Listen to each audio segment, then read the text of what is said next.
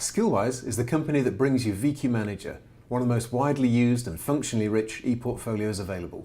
VQ Manager allows you to very easily record evidence, map it against a qualification structure, and track your learners' progress through their qualification or standard. So let's have a look at the assessor view. Perhaps the most important thing to see is the dashboard. The dashboard provides an at-a-glance view of key metrics within the system. So for instance, for this assessor, I can see how many learners are on target and how many of my learners are falling behind and perhaps at risk. So as an assessor, I can see a list of learners associated with me. I can see the qualifications assigned to them and the units.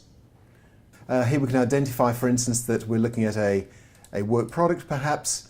We can give a description of the evidence.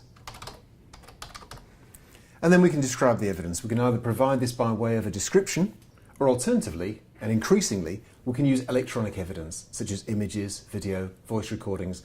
And by opening up, for instance, their MVQ Level 2 in customer service, we can see the assessment criteria, and we can map the evidence directly against those criteria. If we want to add a comment, we can. And then we save the evidence for verification. It's as simple as that. Other facilities available to the assessor include things like the learner diary, very important in the new apprenticeship standards. We have a question bank facility. If you have structured progress reviews, those can be recorded. And of course, units and qualifications can be signed off in this area too. The system provides a wide range of reports, including evidence matrices, gap analysis, course analysis, planned end dates, etc. And that's the assessor area. There's a wealth of functionality within this area, and of course we've only touched on the tip of the iceberg. Okay, I'm now going to view the system as a learner would see it. On the homepage, the learner has access to a progress summary, providing a clear view of their progress through all the components of their framework down to unit level. In the To-Do tab, I can see anything my assessor needs me to be doing. I can see here, for instance, a number of assessment plans that have been allocated to me. Once I've completed my tasks, I go to the Log Evidence screen and record that evidence. When I submit that evidence, that goes straight to my assessor's homepage with an alert, so my assessor will see it and assess it. So that was the assessor and the learner. Interfaces are also available for the EQA, for the line manager, and the employer. And right now we're going to look at the IQA.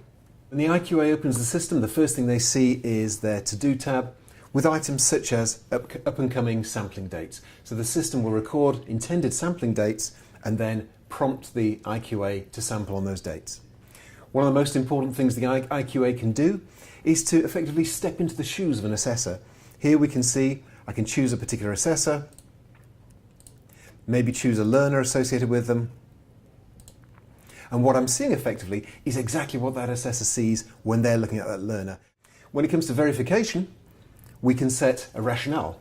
Perhaps we want to set a risk rating for an individual assessor, and we can record those. The sampling plan area allows the IQA not just to record their intention in terms of sampling, but also it'll prompt them when those dates become due, and the colour coding in the system will tell them at what stage each of these units is in terms of sampling.